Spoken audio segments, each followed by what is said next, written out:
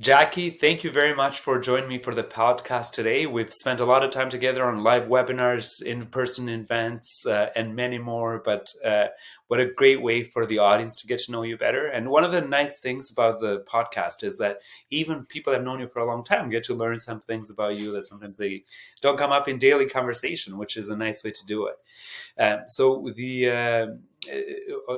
With that said, I will start with a few questions. But thank you again for joining me today. Thank you for having me, Gary. So tell us a bit about yourself. Who is Jackie Sanz? That's a good question. Who am I? I don't know. No, I'm someone who's been in the financial services industry for a very long time. I will say most people who know me well will know I am a lover of winter. I know that sounds crazy. Most people are lovers of summer, but I'm not a heat person. I am a, be snugly warm with the right clothing, but be outside on a nice, cold, sunny, crisp day. That's me. The other thing is, I am very passionate about giving back, supporting other women, networking, young females, whatever it is they do. It doesn't have to be in a professional sense, but just giving back. And Jackie, I must say you're in the right country for loving winter. We I got get my plenty. scarf on. Well, and you know the there's not something nice about winters that I always say you can always wear more clothes, but it's hard if it's hot. You don't have too many options. So. No, when it's hot, you're usually stuck inside in air conditioning. But why? It's so beautiful outside. You want to be outside. I would rather not sweat and just be snuggly out in the cold. Just maybe your face is cold, but the rest of you is fine, right? It's, to me, much more logical. Uh, I love that, and like I said, you're in the right country. I know that you have some Spanish heritage, which would have been far harder to achieve this in Spain than here. So Yes, this is why I am here and not there with the rest of the family. now, uh, on that note, who had the biggest impact on your life growing up? Not that it has to be exclusive to family. So, really, I kind of view this in two ways. So, in my, let's call it more sort of development of work ethic and that sort of thing, it was really my father. But when it comes to um, learning, embracing change, embracing what I would call sort of a global perspective from a work and all kinds of things, it would be a former partner when I first started at what was then Coopers and Lybrand. Now people know it as PricewaterhouseCoopers. And he was an individual who recruited me in university. Your co-op terms. He was a total workaholic, but he was one of those individuals, and as my career will say, who basically said, because I knew back then I wanted to be in the asset management business. And he was one who said to me, quite frankly, you need to work abroad. You need to use your languages because I come with a background of multi languages, and more importantly, he said, and you need to embrace the different perspectives and don't think about North America or Canada. Think about things globally. And he's exactly right. And from my father's side, so he was an immigrant to Canada, came with essentially nothing, had to leave Spain because of the Franco era and everything that had happened in those days. And he had to provide for my mom and myself with nothing, barely speaking the language. And he was always not a workaholic, but somebody who, it didn't matter how tired he was, what he had to do, what he had to sacrifice. And so that ability to say you can have it all, you just got to work hard and recognize, you know work life balance is a flexible thing. It's not a fixed sort of 50-50 or some percentage. It's just it morphs over time. Sometimes you have to work exclusively and hard, but you get something in return later, right? And so I would say the combination of these sort of two men in my life, the other gentleman, the partner was a male. I would say the two of them really shaped my perspective both in personal life, but even in just everyday professional and interacting with individuals. It's really about multiculturalism, sort of a global perspective, and just hard work ethic. I always love those immigrant success stories and the work ethic that they instill as a result of having worked hard themselves and their children. Right. So the next question for you, and other this is now knowing that you love the cold and uh, being out in the cold. What are your favorite hobbies other than bundling up in a nice sunny crisp day? So that's a good question. I think individuals wouldn't think this of me, but I am very much someone who likes to create stuff. So I'm not an artist, sort of like my daughter, who's, a painter and does all kinds of phenomenal art. I am more of like knitting, sort of crafting, if that makes sense. I make jewelry. I knit. I haven't mastered crochet. And then the other thing is baking. I love to bake. And I am one of those people, maybe this is this work ethic thing, but when a recipe doesn't work, I'm not going to let it get to me. I'm going to keep doing it. The other thing that, which is kind of strange for somebody who loves to bake, because there is a science to it, I don't read I don't follow a recipe. I don't kind of read it and then to the T. I'm one of those who will read a cookbook, like an actual whole thing, and I get inspired with ideas and I'll substitute. I'm not very scientific, and that's why this whole idea of playing and get it till you get it, but also I don't write down when I am successful, which you think I would learn. I actually don't write it down. So sometimes you kind of have to repeat and repeat until eventually you hit it again the second time or third time. But yeah, those are my things. It's really if I'm not using my mind, which is what I do all day long, it's very sort of cerebral. It's my hands. I love it, and I can totally see that. So not, I can't say I'm surprised. Great. Now, we talked a bit about the upbringing, and often we start thinking about what we want to do when we grow up since we're pretty young. What did you want to be when you grew up, when you were a child?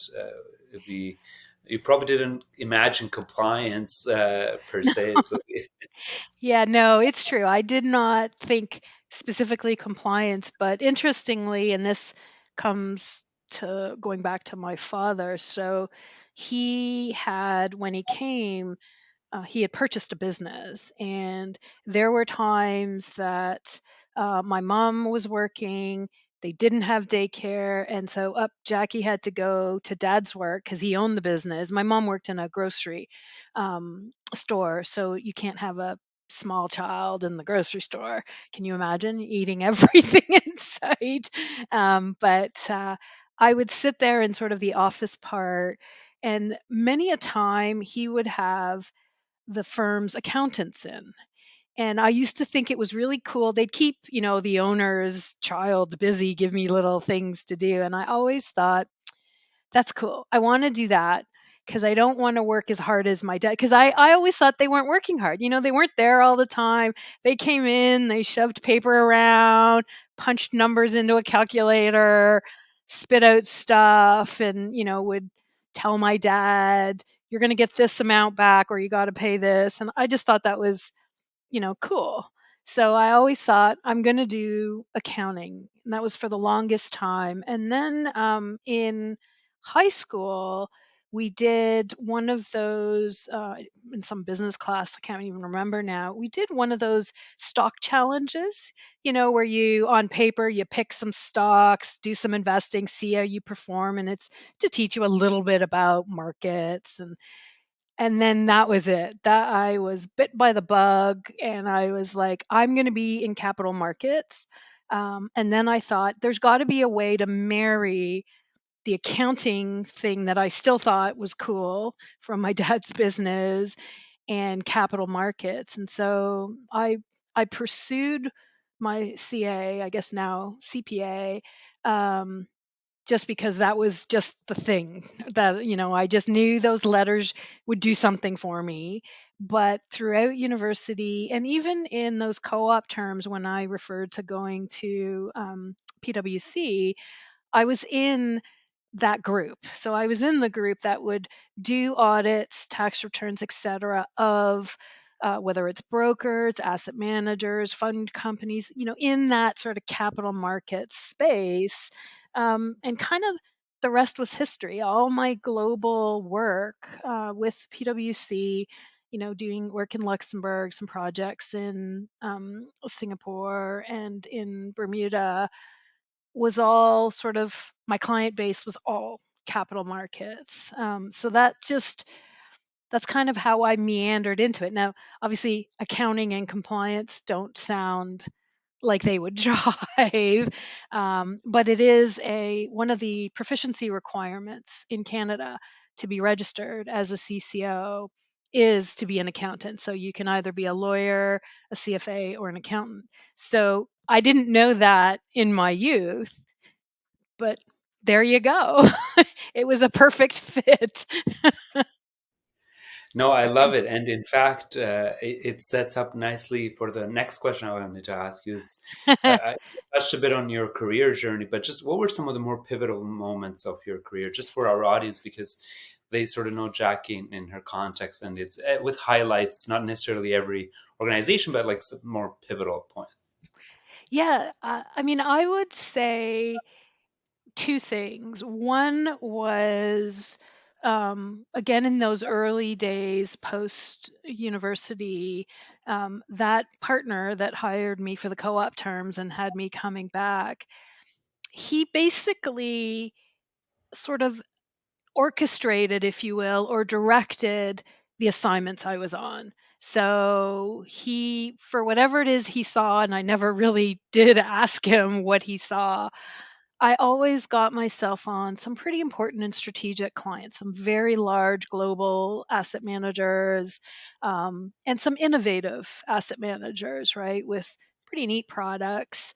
Um, so I would say kind of following his lead was the first sort of pivotal moment. And I would say the next one is while, so I transferred to Luxembourg with PwC.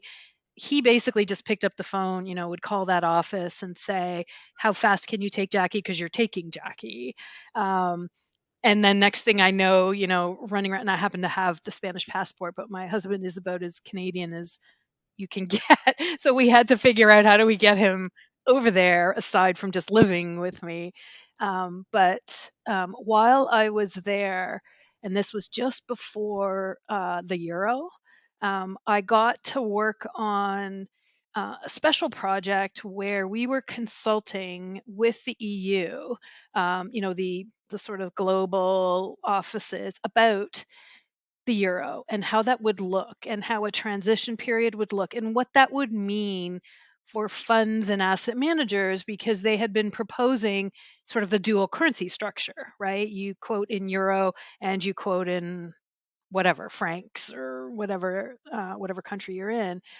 And I would say that was pivotal because that was my first exposure of influencing and being really involved in, let's call it, regulation. As much as it's about a currency and, the switchover, it was really dealing with that engine, right? The regulators, their intention, and how do you take something that's being imposed upon you, statutorily, and how do you transition that as a company, in particular asset management, how do you deal with it? How do you integrate it into your day to day? And that would be sort of the start, if you will, of kind of the shift from more assurance, risk, valuation in the asset management world to compliance. Still in the asset management world, though. I'm a No, capital markets person. That's just it. yeah, that we know you're a capital markets person through and through, so that's makes the context a lot easier. And to be honest, even within the capital market space, there's a lot of verticals and a lot of Yep. sort of a lot of work that can be done within this the space. But what were some of the biggest challenges you would say you encountered? And it could be one or it could be multiple, and more so how you overcame them. And I asked that in the context of think of potential either current compliance professionals or aspiring professionals, and sometimes it can seem ominous because the burden to have to be in this space can is increasing or seems like it's increasing with time. And how do you best prepare for it? How do you overcome some of those challenges? No, that's a good question. And I would say for me, it's two sort of challenges that, when you combine them, you know, exacerbates it. And I will say it's quite common in the industry. So one is gender. Being female in capital markets, remember, I mean, I started 20 plus years ago. I'm dating myself now, but highly, highly male dominated, not just in the C suite, but at all levels. I mean, traders, never have I ever seen in my first sort of 10 years plus any females on a trading desk like that. Don't even know if there were any. Portfolio managers, extremely rare, right, to find a female. So my first challenge was sort of a female, and this is why I say they come together. In the role of compliance, and I also in the beginning also had a role of internal audit. I was the chief auditor. When you're in a role of sort of that's viewed as an enforcer, right? And you like demand stuff and police people, and you're in an industry that is heavily male dominated, as a female, it's a double whammy, right? You're trying to get past the credibility of the female, the gender thing, and then the fact that you're telling these people who are wildly successful and generate revenues and have done great, that they're assuming too much risk, whether that's regulatory risk, legal risk, reputational risk, and trying to collaborate with them was really hard. I would say that was the most difficult. And so it kind of became a game of, and I would say this to all, and this isn't just for females, but in particular females, you need to go in with confidence. Um, that industry is an industry of a lot of ego, some of it well deserved, some suspect, but it is, there's a lot of bravado, there's a lot of sort of ego, a lot of numbers tossing, profitability um and so you need to go in there with pretty strong sort of self confidence, self awareness, but also, you know, you have to be resolute. You have to be sort of firm. You cannot, whatever course you're going to go down, whatever position you're going to take, you really have to think in advance of your strategy. It can't be you come down hard and then you acquiesce in the end, right? It needs to be something that you are very strong and confident with, and you need to carry that throughout, whatever the particular topic is or situation is. Even if you don't, I'm going to say, get your way, and I don't mean that negatively, you can still demonstrate your being resolute, by virtue of, great, then I'm going to document this. It's going to be recorded in the records of the firm, it's going to be reported to whoever, right, a board or a C suite or whoever. um, and it's official, right? And you need to have the confidence to, you may not make the final decision or get what you're hoping to achieve from an outcome perspective, but you need to know and trust in whatever position you're taking, right? Whatever you're trying to get accomplished. It's not easy. It does require um, thick skin. I used to say it was made of Teflon. And you kind of have to let those arrows that come at you kind of bounce and slide off, if that makes any sense.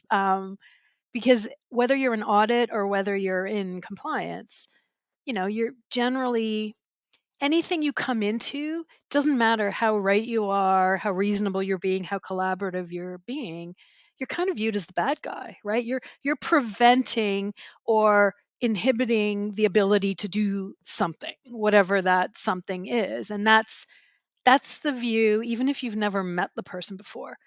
That's the perception, right? As soon as you come into any kind of discussion, and it's, you need to be thick skinned. Like, you need to not take things personally.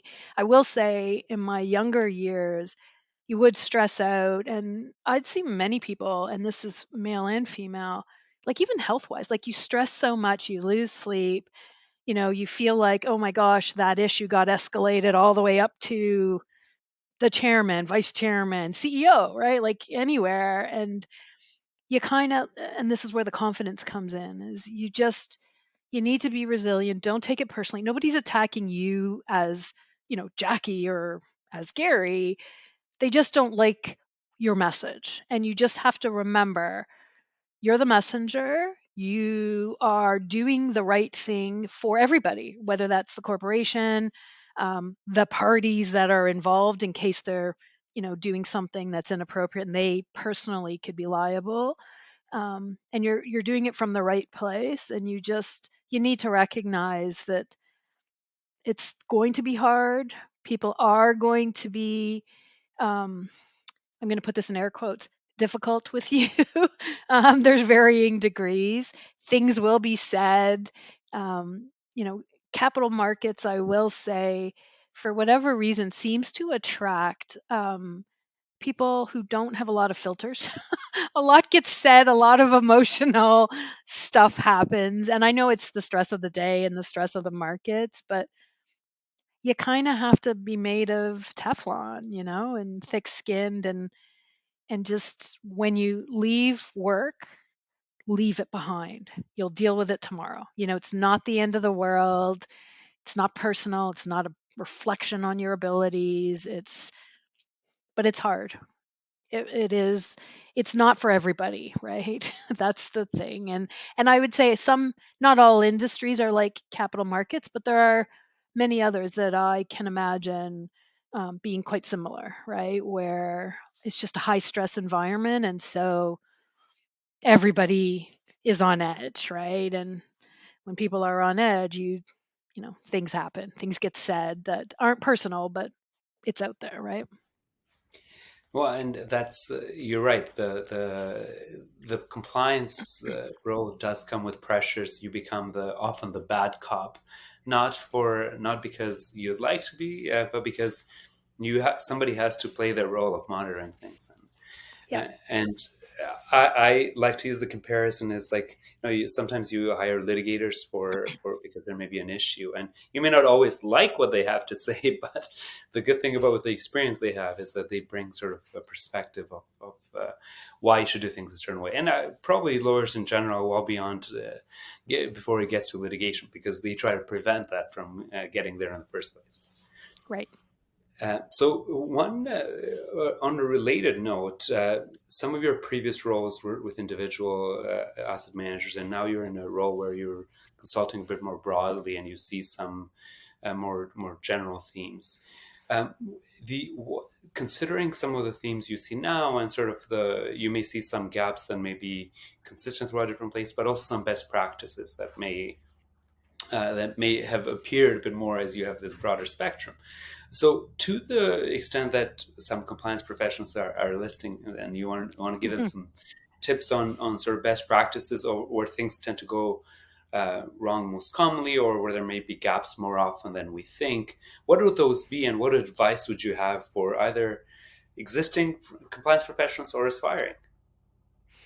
That's a good question, and I would say one of the things that is very important is, and it sounds a bit counterintuitive, but is to gather intelligence, have a network to understand what your peers are doing. So, it's compliance is not a competitive advantage, right? And it's important that an industry quite similarly applies whatever rules are applicable to them, because most rules are principles based, right? They're not, it's not like a tax rule or some other rule that's very kind of prescriptive. This is very much sort of, I liken it to a sandbox, right? And they define how big the box is, and everybody has to play nice in the sandbox.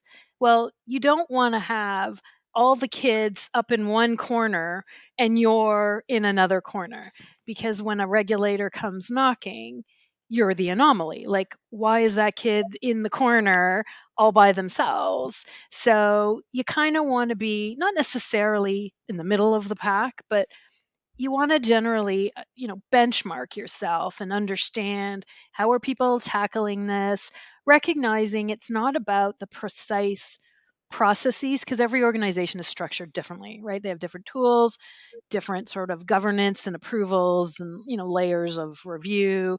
But in sort of general, understanding and being able to benchmark yourself is very important. And if you don't have that network, if you don't have a good 20 or 30 people you can pick up a phone that are in your business, that you trust and that you can, be open with, um, then, and this is the benefit of, not to put a plug in consultants, but this is the benefit of being able to go to consultants or your auditors or whomever.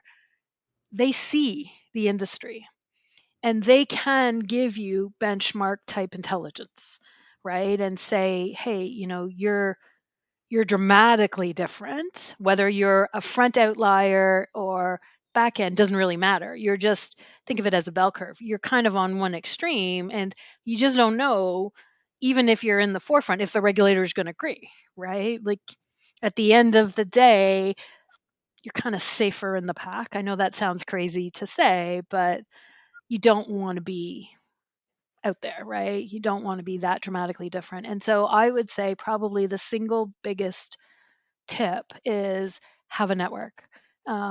Make yourself a network across the industry. And it doesn't have to be the same. Like, you may not be a big asset manager with like 100 funds. Just, have a good cross section, because it's the same rules whether you're an asset manager with under a billion in assets under management, or somebody who's 8, 9, 10, 20, 50 billion, right? It doesn't matter. It's the same rule book. And everybody approaches it differently. And it's not about tech, right? Maybe larger ones have more dollars to spend, so they get fancy tech, or they have more employees, or whatever. It's really about understanding their approach. You're just focused on the approach. And then you can replicate, if you will, in your own environment, whether you're using, I don't know, Excel or some fancy system. You have to innovate in how you're going to apply it, but you do want to understand from a benchmarking type perspective, where do you sit? Because it's all about risk, right? There's no such thing, and that's probably the other thing I would say to everybody. There's no such thing as 100% compliance. That does not exist. That is not possible. Um, but there's degrees, right? And when I say degrees, it also depends on what areas you're willing to assume risk, right? In other areas, you're going to be higher. You're going to be whatever, 80, 90%. Or in others, you may take the risk. You may have a very low percentage, because you think reputationally it's a non-issue, or there's the likelihood of a fine or any kind of punitive consequence is small. So you may say, okay, I don't have capacity. I only have 2 employees. I don't have tech. I don't, I'm not one of those big firms. So I'm going to assume risk here. but there's no way I'm going to assume it here, right? So it's kind of about perspective, both how you fit in with your peers in the industry, but what's reasonable with what you can do, right? You have limited resources, be that people and money and tech available to you, um, and you can only do what you can do, right? So I would say that would be my biggest tip: is be able to benchmark yourself. And that's very important, Jack. I think very important tips throughout that entire answer. But I'm just going to distill on a couple. And one was the sort of the peers and consulting with colleagues and have a few people to call. I know you are part of a group of compliance professionals. If you want to tell a bit of the audience about that, because I can only imagine some junior compliance professionals trying to figure this out, not necessarily knowing the support systems are out there. And beyond that group, if there are any other recommendations for groups that people can look at as a group where they could meet with fellow compliance professionals. Yeah, I would say two things. So, yes, there is a CCO sort of network. I'm one of the founders, amongst others, that are still around and haven't yet fully retired. Um, and that's something we just created out of a need. You just start with we always called each other, and then you meet at conferences and, other events, and then you kind of sort of formalize it, and it grows. But the other thing I would say is many industry associations also have groups, like a compliance network or working groups, right? Where they will host your peers from a registrant perspective. It's important to participate in these things. I do recommend, and many of them are very inexpensive to join on an annual basis. And the benefits you get in the ability to have a network, right, to speak with, but also many of these associations provide their members with, this is a very technical term, stuff.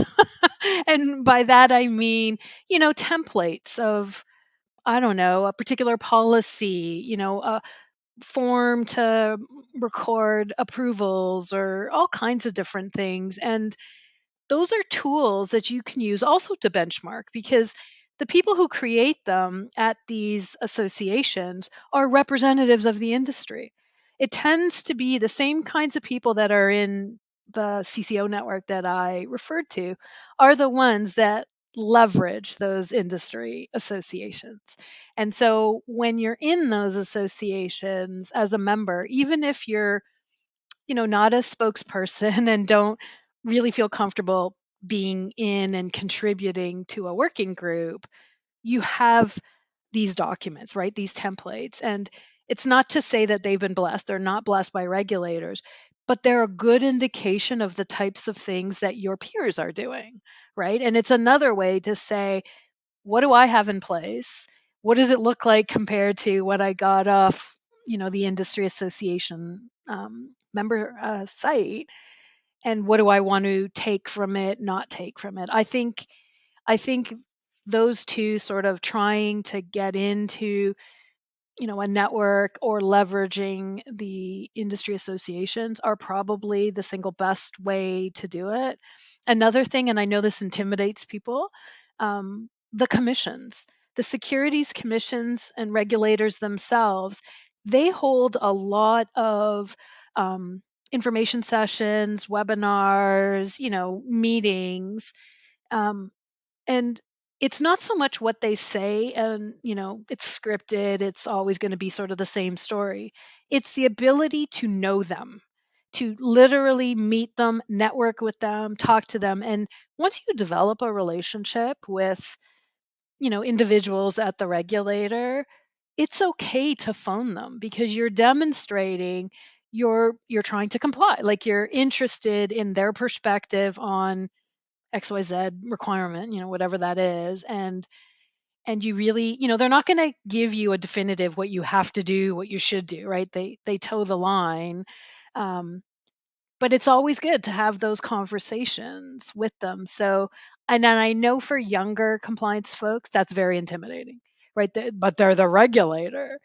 That's okay. They're people, right? They're like You and I, some of them were in industry and went there. Some of them are lawyers that were in, excuse me, excuse me, private practice, went there, went back. Like these are people who know things, and yeah, they have a job, but their job isn't um, to catch you, right? The job is to protect the integrity of the capital markets and investor protection. And if the way they do that is also to answer your questions, and you seek advice or not counsel, but some insights, they're not going to say no.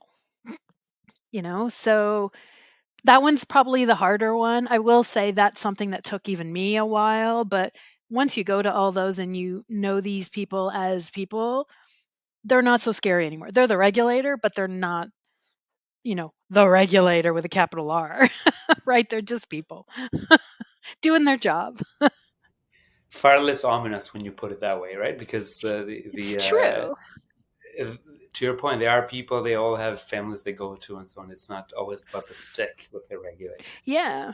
And that's not really their intention. It doesn't serve the markets or investor protection any good if all they do is wield a stick, right? Yeah. Because if they're wielding a stick all the time, people are not conforming, right? They too need to be collaborative with the people they regulate to sort of get everybody generally moving, going back to that bell curve, right? Moving to the mean and doing something that is generally acceptable for those desired outcomes.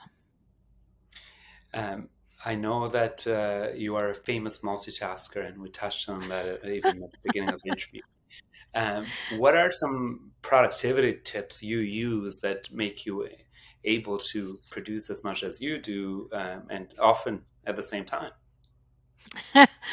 You see me working on something over here on this other screen, right? You know Yeah. what? I would say a couple of things. I would say that, um, and this one sounds very, simple. It's not simple, but I would say you need to be a master delegator.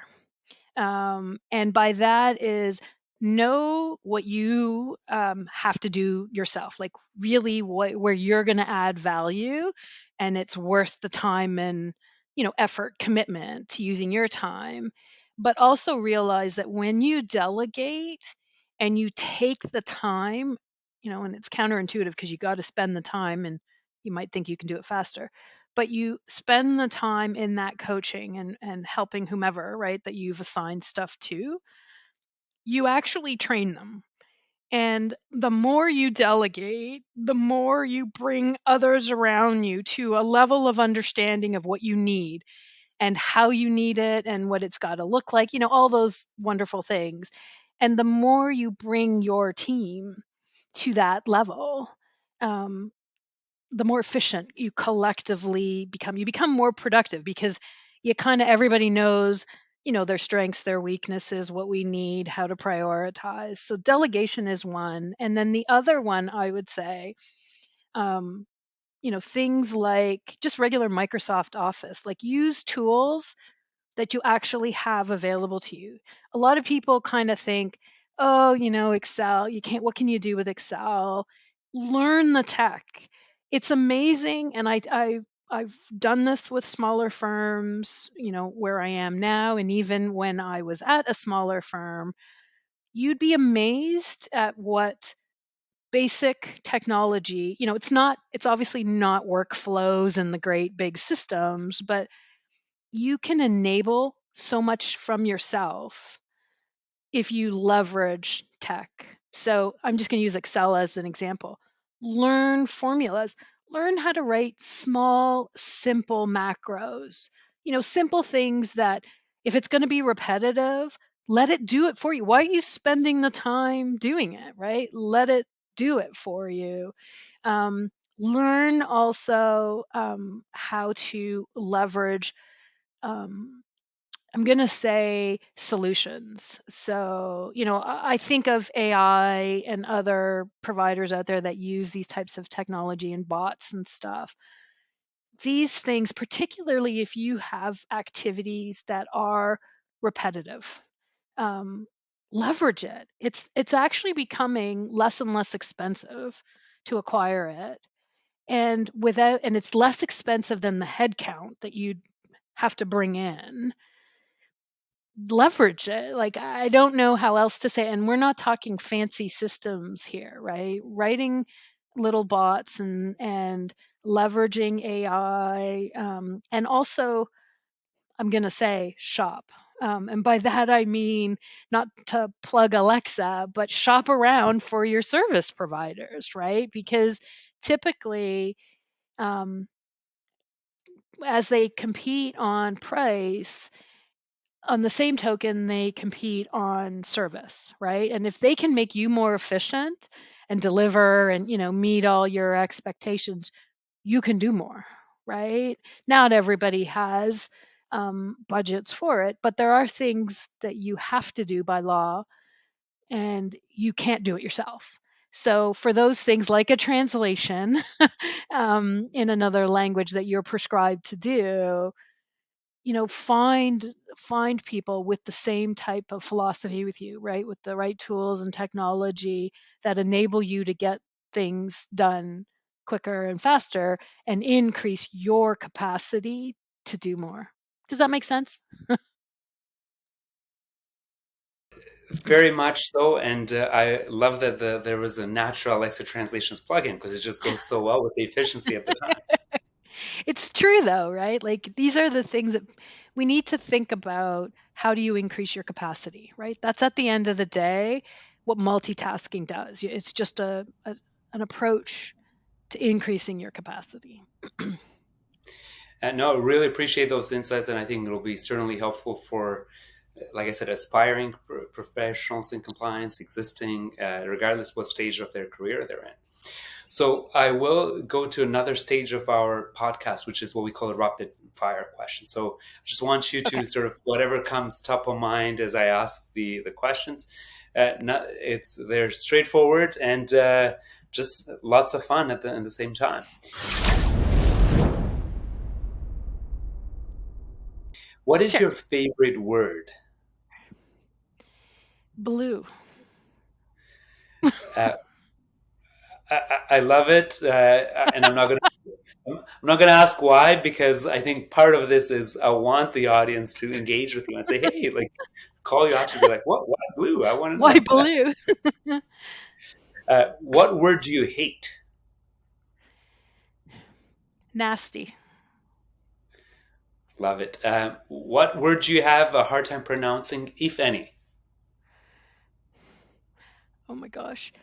Nem- Mnemonics. Uh, Did I say I'm it with. right? Yeah, you did, but Did I'm I? with Okay. you.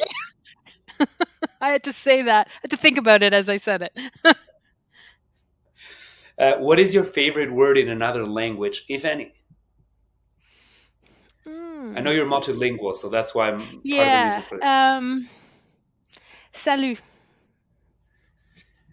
Because that's Very in much. multiple languages with different meaning.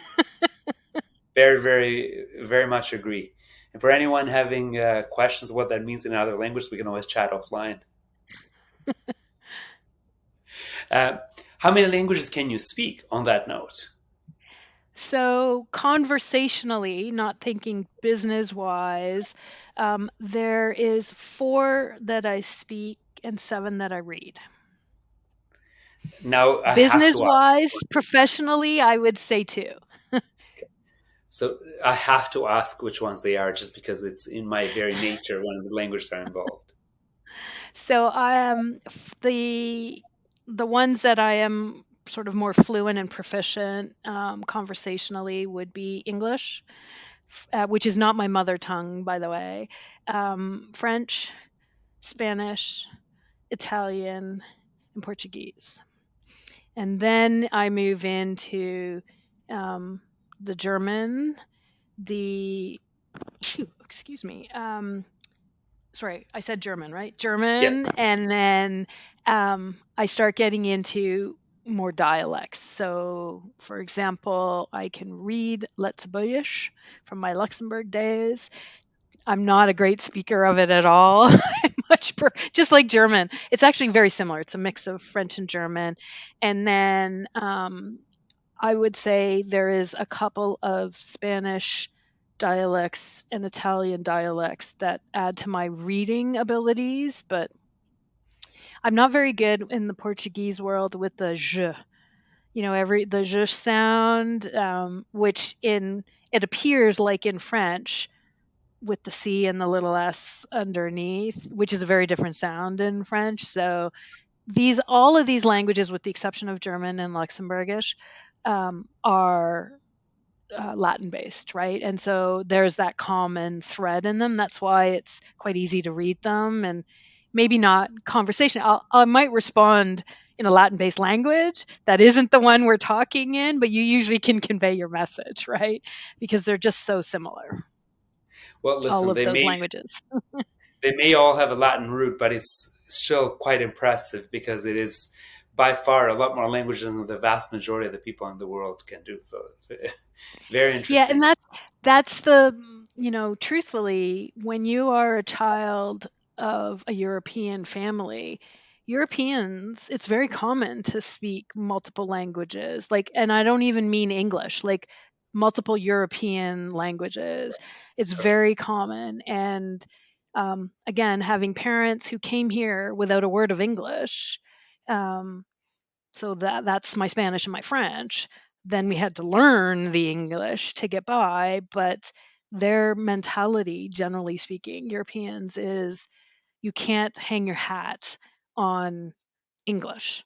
Like you need and that's where it was the requirement. I always wanted to study Asian languages. I struggle with characters. When there's no alphabet associated with it, is very difficult for me to get by. I have a lot of Cantonese words. I have a few Mandarin words, but don't ask me to read it, and I don't know if I'm pronouncing it correctly.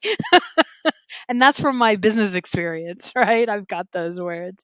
But I think it's important. And I think appreciating another language gives you a perspective. It's like working in a different country. We're talking all about the same things, but languages, which is the best way to look at this, they describe it differently, right? Like in English, we take nouns and make them verbs. You vacuum, or it's a vacuum. But in other languages, you construct more complex sentences to describe the same thing. And to me, that's indicative of how they think, right? They're very descriptive, they're very thorough. And generally speaking, the English language is so succinct, they attach multiple meanings to the same word. It's kind of laziness. It's kind of their approach. Everything's got to be fast and simple, and that culturally is reflected, right? So that's how I view it anyway. Now you're speaking my language: anthropology, ethnology, cultures, and Yeah, history. it's very true, right? These languages, like I'm going to go back to my vacuuming. In many of the Latin-based languages, if you translate it literally to English, it's pass the vacuum, right? And people are like, what do you mean pass the vacuum? And they're describing, you're taking this noun, this thing, a vacuum, and you're moving it, versus in English, vacuum, vacuum, right? What is that, the verb or is that the noun? It's not the same thing, right? One is a thing. So to me, I don't know, it's a good indicator of how people think. Um, the last question on our rapid fire questions. One word to describe yourself. I know it's one of the hardest things to do to find one word, but I'm going to ask you Passionate. anyway. I love it. Passionate. Would you And I agree, can Gary? attest to it. Absolutely. Excellent. And I think anyone that heard the podcast today would probably agree. Just the passion in the various areas that you apply yourself to. That's the Um, Latina, the Latina in me. Aren't all Latin, folks passionate? Maybe not a positive passionate, but passionate. there certainly seems to be a predisposition to it. And Jackie, I really appreciate your time today on the podcast, and I want to be respectful of your time. I think it's been amazing to share some of these tips with the audience, and you probably will get a bunch of LinkedIn outreaches of people wanting to want to connect Join and my learn more network. from you. Exactly. But it's Awesome. been It was it's been great. It was great, Gary. I loved it.